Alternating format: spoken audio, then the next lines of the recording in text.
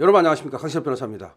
지금 헌법재판관 8인이 어떤 결정을 할지 참 걱정도 되고 관심도 쏠립니다.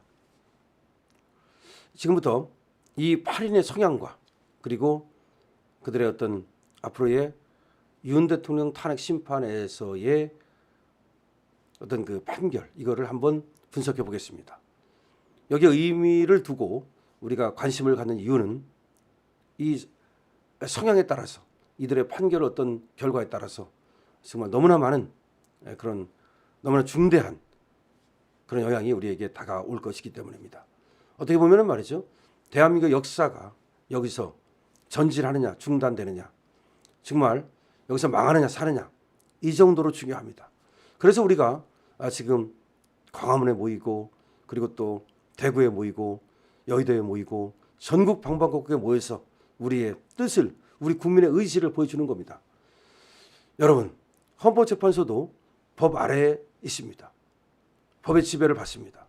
근데 법은 누가 만듭니까? 국민이 만듭니다. 결국은 국민이 만드는 거야. 국민이 주권자입니다.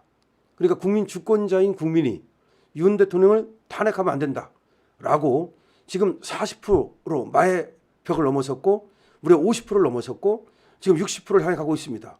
여러분 생각해 보십시오. 국민이 이 나라의 주인입니다. 근데 주권자인 국민이 윤 대통령을 탄핵하지 마라 라고 명령을 한다면 헌법재판관들이 한 번쯤은 더 생각해 보지 않겠습니까? 왜냐하면 헌법재판관들도 역시 국민의 아래에 있는 겁니다. 아무리 사법부라 하더라도 국민의 의지, 국민의 의사, 주권자인 국민의 뜻을 반영해야 되는 겁니다. 더군다나 헌법재판이라고 하는 것은 이거는 정치재판적 성격을 갖습니다. 지금 윤석열 대통령이 말이죠, 뇌물을 먹은 게 아니지 않습니까? 뇌물을 먹었다면 딱 걸립니다. 이거는 뭐 빼도 박도 못하죠. 윤 대통령이 예를 들어서 누구 사람을 해쳤다, 아니지 않습니까? 그런 게 아니에요. 너무나 추상적인 것을 가지고 윤석열 대통령을 집어넣겠다는 겁니다. 그럼 추상적인 게 뭡니까? 계엄. 계엄이 내란이라는 겁니다. 조선일보도 오늘 계엄은 내란이 아니다. 지금 원래 계엄이 비상계엄이었는데 이것을 내란으로 12월 6일부터 프레임을 만들어서 뒤집어 쓰였다라고 선언했습니다. 조선일보까지 확실하게 칼럼으로 선언했습니다. 그럼 뭡니까 이제? 남는 건 뭐예요? 그럼 내란이 아니면 그럼 무슨 다른 법을 위반했는가? 없어요. 위반했다면 그래봤자 직권남용밖에 없습니다. 근데 직권남용은 현직 대통령의 경우는 수사할 수가 없습니다. 내란죄와 외환죄를 제외하고는 수사할 수 없다고 되어 있거든요. 그러면 뭡니까 도대체가? 그럼 헌법재판에 왜 갔죠? 민주당이 처음에는 내란이라고 해가지고 그 내란몰이를 해가지고서 국회 200석을 만들었습니다. 한동훈이가 바보처럼 체포설 이것 때문에 속아가지고요. 그런데 헌법재판소에 갔는데 내란을 뺐습니다. 그럼 남은 게 뭐예요? 절차 위반. 예를 들어서 계엄 포고령을 어떻게 했느니, 그 다음에 국무회의를 거쳤느니, 그 다음에 국회에 가가지고서 국회를 봉쇄하려 했느냐, 국회의원을 끌어내려고 했느냐, 그거예요. 그게 다야. 다른 게 뭐가 있습니까 지금? 지금 헌법재판소에서 다투는 걸 봐도 다투는 게 그게 다예요.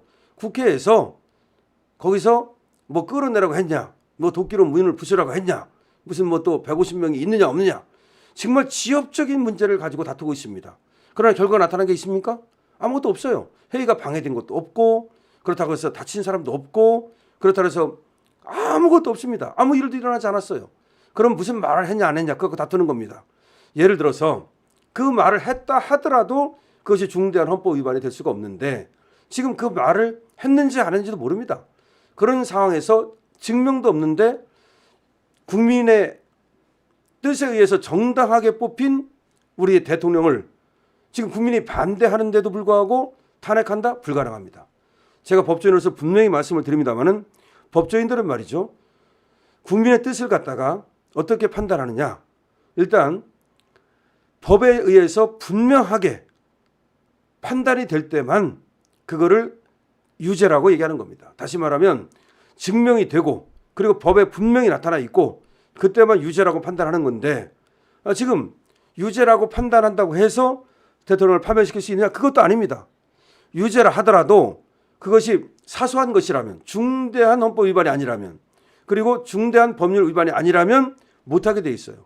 파면은 중대한이라고 돼 있어요. 중대한. 탄핵이라고 하는 것은, 예를 들어서 이런 말씀을 드린 이유는 그 계엄을 선포하는 과정에서 약간의 흠이 있다. 절차적 흠결이 있다. 법률 위반이 있다고 합시다. 그렇다 하더라도 그거는 그냥 직권남용에 불과한 거예요. 아니면 절차 위반에 불과한 거예요. 그걸 예상하고 우리 헌법은 내란죄와 외환죄의 경우를 제외하고는 형사소치를 당하지 아니한다라고 규정을 한 거야. 대통령 하다가 쉽게 말하면 대통령도 교통사고를 낼 수 있고 대통령도 예를 들어서 어떤 뭐 군중 집회 같은 데 갔는데 대통령이 그 누군가와 예를 드는 겁니다. 누군가와 시비가 붙어 가지고서 그럴 수도 있는 거야. 사람이니까 예를 드는 겁니다. 그러니까 대통령이라고 해서 인간이 아닌 것이 아니니까 뭐 대통령이 직접 운전을 해보겠다. 물론 대통령이 직접 운전할 일은 없지만 어떤 사람들은 또 드라이브를 즐기잖아요. 자기 직접 운전하고 나갔어. 근데 교통사고를 냈어. 교통사고 났으니까 너 깜빵 가야지. 이렇게 못한다 이 말이야. 왜 그렇게 못하게 만들었을까요? 대통령이기 때문에. 또 대통령이라 하더라도 또 누구를 욕할 수도 있어요. 사람이니까. 그럼 너 명예훼손이야. 너 명예훼손이니까 수사받아. 이렇게 못한다 이 말이야. 그렇게 만들어 놓은 이유는 대통령이라는 엄청난 그런 어떤 직책이 가지는 무게 때문에 그런 겁니다. 나라를 지키고 국민을 갖다 보호해야 될 그런 헌법을 수호해야 될 그런 엄청난 무게를 갖고 있기 때문에 대통령한테는 웬만한 거는 따지지 말라는 겁니다.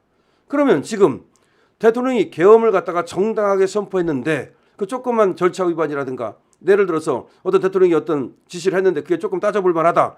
그거 갖고 따지지 말라는 거예요. 따지면 언제 따지라? 대통령이 퇴임한 후에 따지라 이거지. 그때 가서는 따져도 좋다 이 말이지.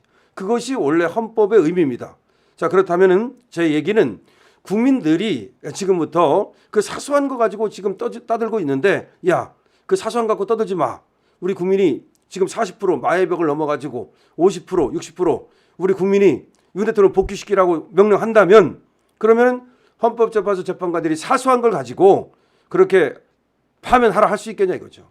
못할 것이라고 보는데 지금부터 그러면 이 중에서 어떤 놈이 그럼에도 불구하고 윤석열 대통령 파면을 주장할 것인가를 보겠습니다. 지금 헌법재판관은 8명입니다. 순서대로 하면은 문영배, 이미선, 김영두, 정정미, 정영식, 김복형, 조한창, 정계선입니다. 사진을 보죠. 이 8명의 사람인데 사진이 크게 보이진 않겠지만 이 순서대로입니다. 여기서 이미선은 부산대 법대를 나왔고요. 나머지 사람들은 전부 다 서울대 법대를 나왔습니다. 자, 이 사람들 하나의 성향을 보면 문영배라는 사람은 부산에서 향판하던 사람입니다. 향판이라는 건 뭐냐면 그 지역에서만 판사하는 겁니다. 자, 경판하고 다릅니다. 그러니까 서울에서 왔다 갔다 하는 판사가 아니고 근데 향판은 보통은 출세하기 어렵습니다. 근데 향판 중에서 그전에는 1명 정도를 대법관이나 헌법재판관으로 만드는 그런 제도가 있었습니다. 지금은 없습니다. 지금 향판 제도를 없애버렸습니다. 그럼 과거에는 왜 향판 제도가 있었을까요? 지방 가는 거 별로 안 좋아하니까 그럼 너 지방에서만 할래? 그래, 저는 지방에서만 하겠습니다. 그러면 대신 좋은 게 있어요. 전국을 안 돌아다녀도 되잖아. 그냥 부산에 딱 터받고 거기서 대장 노릇 할 수 있잖아. 그래서 또 향판을 지원하는 사람이 있었어요. 대개는 향판을 지원하는 사람들은 성적이 아주 탁월하다든가 이런 사람들은 아니야. 그냥 그쪽에서 나는 그냥 끝까지 여기서 그냥 좀 뭐 판사하다가 여기서 개업해가지고 돈이나 좀 벌래 이런 사람들이었습니다. 자, 그런데 얘가 이 문영배가 향판인데도 불구하고 헌법재판관이 됐습니다. 그거는 바로 문재인 때문이었죠. 문재인하고 그 문정인이라고 그 친한 과거에 외교 일하던 사람이 있습니다. 그 문정인의 추천으로 이 문영배가 문재인한테 발탁됐다는 말이 있는데요. 어쨌든 문씨 가문 뭐 이런 것들이 아닌가. 그리고 부산 인맥 이렇게 아닌가 생각이 됩니다. 이 사람은 진주 대하고등학교를 나왔는데 경상남도 하동군 사람입니다. 그럼에도 불구하고 아주 진보의 진보중으로 평가되고 우덜법 연구회 회장을 했습니다. 지금 하는 싹수로 봐서는 기대하기 어렵습니다. 자, 이미선입니다. 이미선은 1970년생인데 아주 빨리 출세를 했어요. 1970년생인데 벌써 헌법재판관을 끝내고 나오니까 얼마나 빨리 출세를 한 겁니까? 40대에 헌법재판관이 된 거죠. 그런데 그렇게 될 수 있었던 이유가 문재인 때문입니다. 이 사람은 서울에서 무슨 고등부장이라든가 뭐 그런 걸 하지도 못했어요. 그냥 지방에서 부장판사 정도, 그 다음에 서울중앙지방법원에서 부장판사 정도, 이게 가장 높은 겁니다. 그러니까 고등부장이라는 건 뭐냐면 지방부장 하다가 승진해서 고등부장 되는데 이게 법원장급이거든요. 그러니까 법원장 한 번도 못 해보고 법원장급에 한 번도 못 올라가 보고 바로 그냥 헌법재판관으로 승진한 건데 문재인 때문이었습니다. 이 사람이 진보 성향으로 분류가 되기 때문에 국제인권법 인권법 연구회 출신입니다. 그러니까 우대법 연구회 후신이죠. 그래서 진보 성향이라는 것 때문에 문 대통령 추천으로 일약 출전했던 사람인데 주식대왕으로 유명하죠. 여기도 기대하기 어렵습니다. 그 다음에 김영두인데요. 여기를 좀 잘 봐주십시오. 이 김영두는 김명수가 추천을 했습니다. 김명수가 추천했다는 것으로 보면 상당히 기대하기 어렵다고 보이는데, 그런데 중도 보수 성향입니다.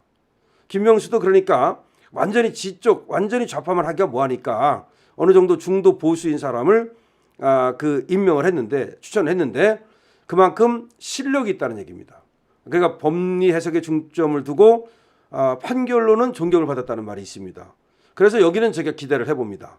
그러니까 무조건 그냥 성향에 따라서 판단하는 사람이 아니고 사건에 따라서 양심에 비추어서 법리에 비추어서 판단하는 사람이라고 보이는데, 근데 전라북도 정읍 시 사람입니다.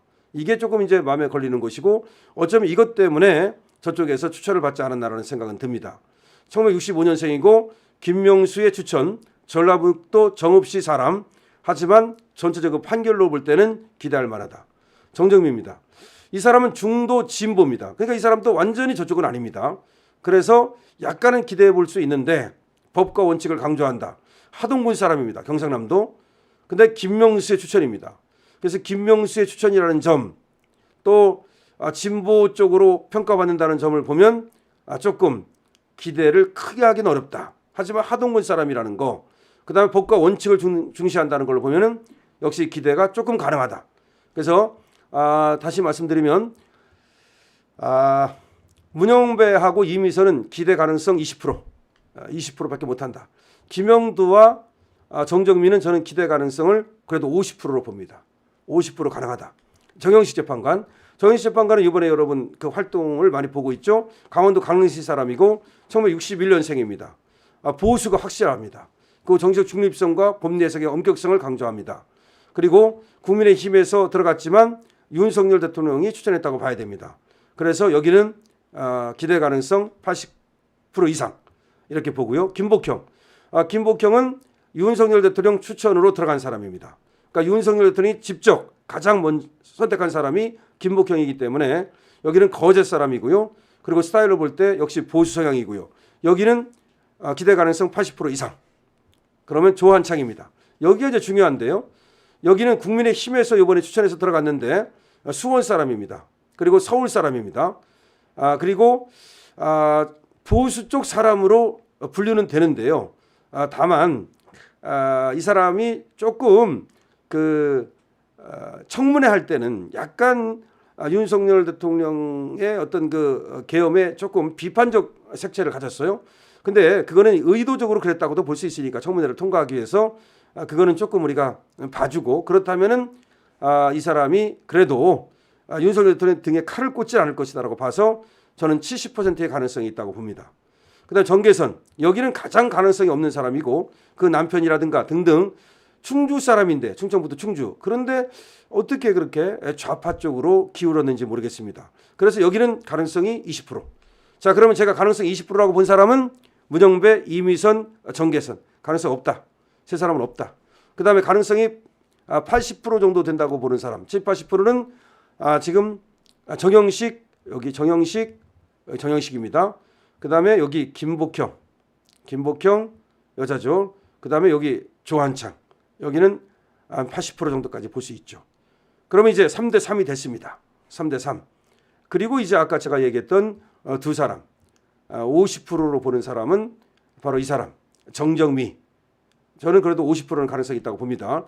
이번에 이진숙 사건에서는 저쪽으로 갔습니다. 그 다음에 여기 김영두. 여기는 이진숙 사건에서는 우리 쪽으로 왔습니다. 그래서 여기는 가능성이 있다고 보는 거죠. 그래서 50%. 그래도 50%로 봐야 됩니다.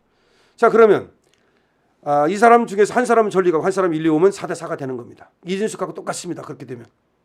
자, 근데 헌법재판에서 탄핵을 시키기 위해서는 6명이 필요하거든요.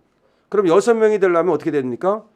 지금 우리가 믿는 정영식, 그 다음에 김복형, 조한창이 다 배신을 때리면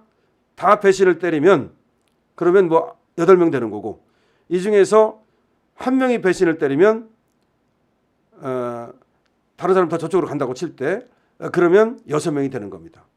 그러니까 우리 쪽에서 쉽게 설명하면 반대하는 사람이 몇 명이냐는 건데 반대를 몇 명이 하면 되느냐. 지금 정영식, 김복형 그리고 조한창이 다 반대하면 됩니다. 그러면은 지금 상태에서는 윤 대통령 돌아오십니다. 그래서 제가 이제 결론을 내버릴게요. 저는 부활한다고 생각합니다. 제 얘기를 쭉 들으면서 여러분들께서도 어느 정도 감이 왔을 텐데 저는 확실히 부활한다고 생각한다. 성향 플러스 지지율을 말하는 겁니다. 이 성향이라는 거, 그다음에 이제까지 한 거, 이 8명 물론 중요합니다. 근데 이 8명이 결국 뭐에 영향을 받느냐? 여기 윤석열 대통령을 우리 국민이 돌아오기를 바라느냐 아니냐 여기 영향을 받는 겁니다. 그럴 수밖에 없지 않습니까? 그런데 여기가 아무리 70%가 올라가도 안 움직일 놈들이 있습니다. 여기 저는 문영배나 이미선이나 정계선이는 어렵다고 봅니다. 특히 이 중에서도 이미선과 정계선이 가장 어렵다. 문영배가 차라리 조금 가능성이 있다고 보고 그래서 우리 지지율이 50%를 넘어설 때 유지할 때 저는 적어도 저 문영배 그다음에 이미선 그리고 정계선 빼놓고 세 사람 빼놓고 나머지는 우리 쪽에 설 것이다. 그러면 5대3이 되는 거죠. 5대3으로 기각이 되는 겁니다. 최악의 경우 한 사람이 저쪽으로 간다. 아까 말씀드린 것처럼 그래도 4대4는 되는 거죠. 그러면 이준숙 방통위원장과 똑같이 나옵니다. 그래서 저는 윤석열 대통령의 복귀를 확신합니다. 다만 우리가 노력을 해가지고 이 지지율을 계속해서 50%대로 유지해야 됩니다. 물론 60% 가면 더 좋고요. 자, 지금까지 이제 성향을 분석해드렸는데 물론 거칠게 분석을 해드렸습니다만은 지금 그래도 이 8인에 대해서 조금 더 분석을 하는 그런 시간이 필요하다고 생각해서 이렇게 분석을 해드렸고 다음에 좀 더 촘촘한 분석을 해드리도록 하겠습니다. 여러분 이 영상 많은 사람들이 볼 수 있도록 도와주십시오. 구독과 공유 부탁드리고요. 강신업 TV입니다.